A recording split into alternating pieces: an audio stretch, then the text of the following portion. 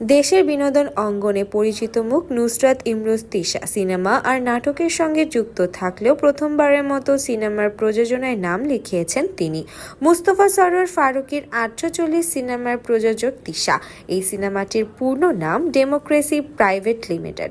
দেশের রাজনৈতিক চিত্রে তুলে ধরা হয়েছে এই সিনেমায়। প্রেক্ষাগৃহের পর এবার টিভি পর্দায় মুক্তি পেতে চলেছে অন্তর্বর্তী সরকারের সাংস্কৃতিক বিষয়ক উপদেষ্টা ও পরিচালক মুস্তফা সরোয়ার ফারুকীর এই সিনেমাটি। আগামী ৩ জানুয়ারি দেশের ৩টি বেসরকারি টেলিভিশনে দেখানো হবে রাজনৈতিক ভিত্তিক এই স্যাটায়ার।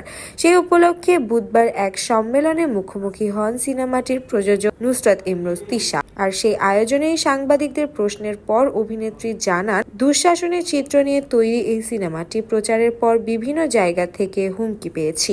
সংবাদ সম্মেলনে তিশাকে প্রশ্ন করা হয়, আওয়ামী লীগ সরকারের দুঃশাসনের চিত্র নিয়ে তৈরি এই সিনেমাটি মুক্তির পর প্রযোজক হিসেবে কোনো হুমকি পেয়েছেন কিনা। জবাবে অভিনেত্রী বলেন, হ্যাঁ পেয়েছি, সেই সঙ্গে আমার ফোন নম্বরটাও ছড়িয়ে দেওয়া হয়েছে।